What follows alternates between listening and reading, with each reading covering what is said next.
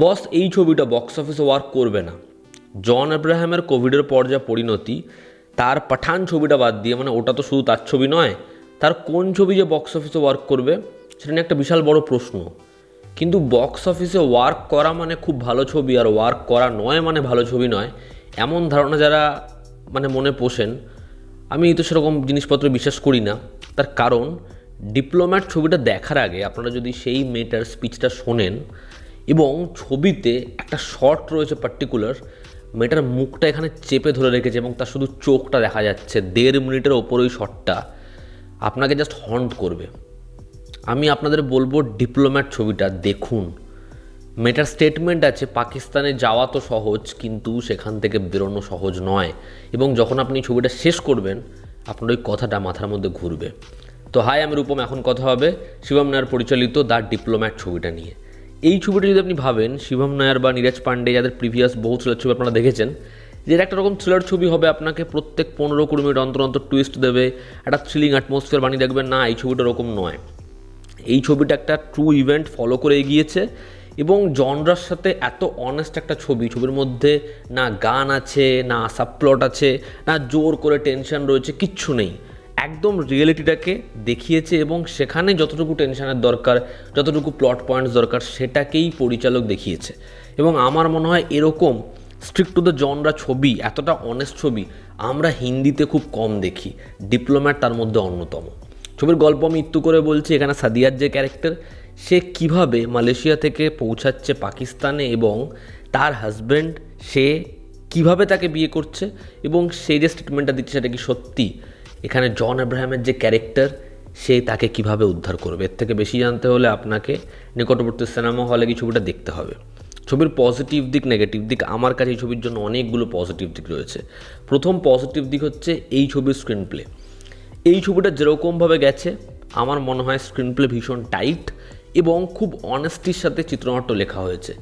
মানে আমি ছবিটা দেখার সময় কোথাও ফিল্টার পাইনি যে এখানে এই ক্যারেক্টারটা অ্যান্টাগনিস্ট বলে একে আরও 10খানা ট্রুপস দেয়নি।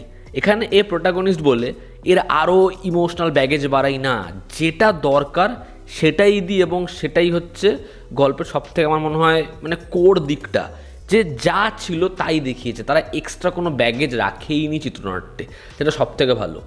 দ্বিতীয় হচ্ছে এই ছবিতে দুটো সিকোয়েন্স রয়েছে, যেই দুটো সিকোয়েন্স না জাস্ট ভয়ানক। একটা খেলনা একটা বাচ্চার হাতে থাকবে, এবং সেটার পরিণতি যা দেখিয়েছে বস, মানে আপনি সিনেমা হলে পুরো হয়ে যাবেন। এবং আরেকটা হচ্ছে আমি বললাম ওই চোখের শটটা, ওটা যে কী ইম্প্যাক্ট ফেলবে আপনার ওপরে, এই দুটো শট আপনি সিনেমা হলে দেখলে বুঝতে পারবেন। থার্ড হচ্ছে এখানে পারফর্মাররা। এখানে জন আব্রাহাম, সাদিয়া দুজনে একদম ফ্রন্ট রোতে বসে খেলেছে। দুজনের পারফরমেন্স ভীষণ ভালো। সাদিয়াকে আমার বরাবরই ভীষণ ভালো লাগে। শিখারার মতো ছবিতে ভালো কাজ করেছে, যদিও শিখারা খুব ভালো ছবি নয় আর কি। সে রাক্ষাবন্ধনে ভালো কাজ করেছে, এবং এই ছবিতেও তার পারফরমেন্স দেখুন ভীষণ ভীষণ ভালো। মানে তাকে দেখলে বহু জায়গায় হয়তো আমাদের তার কষ্টটা ফিল হয়। জন আব্রাহাম সে খুব কুল অ্যান্ড কামভাবে এই ক্যারেক্টারটা প্লে করেছে, খুব অনেস্টির সাথে প্লে করেছে, এবং এরকম একটা ছবিতে জনকে আমার ভীষণ ভালো লেগেছে। জনের কাজ খুব খুব ভালো। এখানে সাপোর্টিং কাস্টে কুমুদ মিশ্রা হোক, বা রেবতী হোক, বা এখানে শাড়ি ভাসমি হোক, প্রত্যেকে নিজের জায়গায় বেশ ভালো। যারা এখানে অ্যান্টাগনিস্টের চরিত্র অভিনয় করেছে তারাও অ্যাপ্রোপ্রিয়েট। এই ছবির মধ্যে যে সংলাপগুলো রয়েছে সেগুলো না খুব সাটল, মানে কোনো জায়গায় কোট করে এটা ইন্ডিয়া ভার্সেস পাকিস্তান এরকম করতে হবে এগুলো করা হয়নি। একটা সংলাপ রয়েছে যে এই স্টেটমেন্টটাকে ইন্ডিয়া পাকিস্তানের অ্যাঙ্গেল দেওয়ার থেকে বেশি এই অ্যাঙ্গেলটা দেওয়া উচিত, যেটা ওখানকার জাজ সাহেব বলবে। সেটা হচ্ছে যে একজন নিজের বাড়ি ফিরতে চায়, আমি তাকে আটকাবো কী করে। যে ব্যাকগ্রাউন্ড স্কোর সেটা বেশ ভালো, এবং মেকিং তো সাদামাটাই। পার্টিকুলার ব্লাস্টের সিকোয়েন্সটা সেটার যেরকম টেনশন বাড়িয়েছে, বিজিএমটা বেশ ভালো, এবং মেকিং ওই জায়গাটার বেশ। তো ওভারঅল ডিপ্লোম্যাট একটা মেদবিহীন ছবি, একদম ট্রু ইভেন্টটাকে ফলো করে যেরকমভাবে পরিচালক অনেস্টির সাথে দেখিয়েছে। আমার মনে হয় তোমাদের এই ছবিটা দেখা উচিত, তোমাদের ভালো লাগবে ছবিটা। এই ছবির নেগেটিভ দিক হচ্ছে এই ছবিতে মেয়েটা যখন নিজের প্রথম দিকটা বলবে, প্রথম যে গল্পটা বলবে, এবং তারপরে অনেকগুলো জিনিস ঘটবে। এবার প্রথম ইনফরমেশানটা যদি খুব কম আসতো, এবং সেখানে অনেকগুলো ডাউটস তৈরি হতো। সেকেন্ড যে লেয়ারটা আসবে সেখানে আমরা অনেক কিছু পেতাম, কিন্তু এখানে দুটো স্টেটমেন্ট খুব কাছাকাছি করা হয়েছে, ফলে তার ডিফারেন্সটা বিশাল বড় নেই।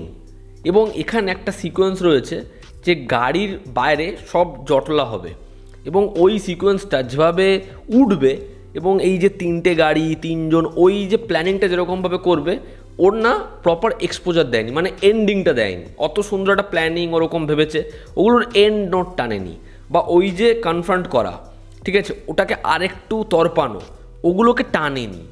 ওগুলো যদি করতে পারতো তাহলে ওই সিকোয়েন্সের ড্রামাটা ব্যাপকভাবে ইনহ্যান্স হতো, ঠিক আছে। এরকম কিছু কিছু জায়গায় এই জিনিসপত্রগুলো বেশি একটু ছাঁটা হয়ে গেছে বলে আমার মনে হয়েছে। এবং জন আব্রাহামের ক্যারেক্টারের আমার মনে হয় যে একটা না ইমোশনাল একটা স্পার্ক লাগতো, যেটা দিয়েছে, কিন্তু এই মেয়েটার জন্য কেন, প্রত্যেকের কেন, ঠিক আছে, ওই ইমোশনাল স্পার্কটার দরকার ছিল। বাট ওভারঅল আমার মনে হয় ডিপ্লোম্যাট বেশ বেশ ভালো ছবি, আপনারা দেখুন। এবং এটা খুবই হতাশাজনক যে জনের আরও একটা ছবি বক্স অফিসে একদম ওয়ার্ক করবে না। এই ছবিটা বক্স অফিসে ওয়ার্ক করার কোনো চান্সই নেই। হোলির দিন বলে কালকে একটা ডিসেন্ট ওপেনিং এসেছে, দেখার এই ছবিটা ওয়ার্ড অফ মাউথ থ্রু বা পরবর্তীতে কিছু করতে পারে কিনা। যারা দেখেছো তোমাদের কি অপিনিয়ন জানিও। জনতা আমাদের পাশে আছে। আবার দেখা হচ্ছে। Love you all, stay bye, take care.